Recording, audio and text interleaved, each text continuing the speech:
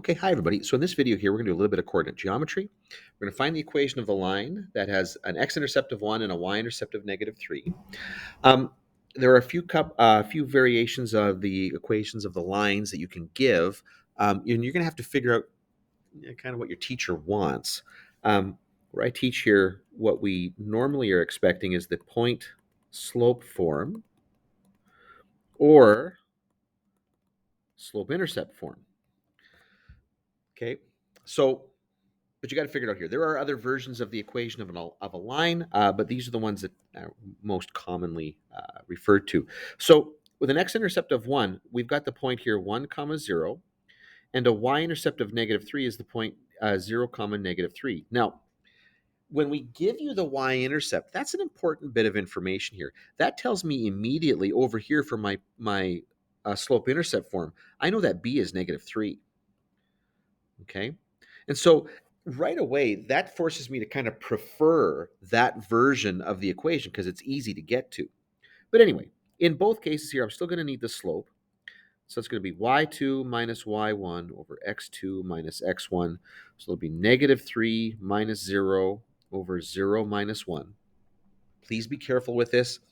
A very, very common error that I see students make is and they know that they're not supposed to do this, but I still see them do it anyway because they're not really thinking in that moment. They're focused on the greater problem here. And people will do y minus x over y minus x. Okay, you really need to be comparing the y coordinates in the numerator, x coordinates in the denominator. So -3 minus 0 is going to be -3. 0 minus 1 is going to be -1.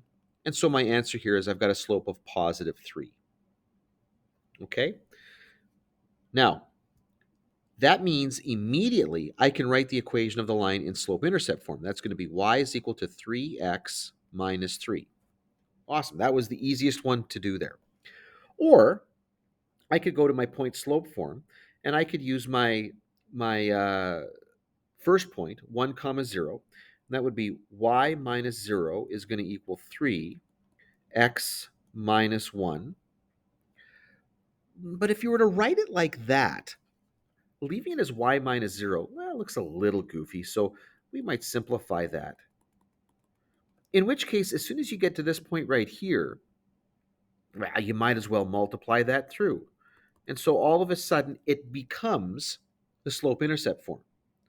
But that's if you use the x-intercept. What happens if we use the y-intercept? Well, then we're going to get y plus, it's going to be minus -3. So y plus 3 is going to equal 3 multiplied by x minus 0. But here again, we run into this weird sort of a situation where that minus 0 there looks a little goofy. So you might just write that as x.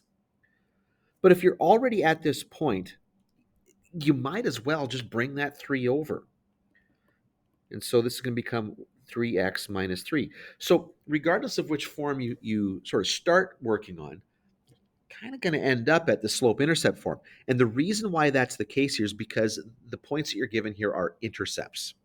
And the intercepts sort of favor, the work that you're doing favors the slope-intercept form of the equation of the line.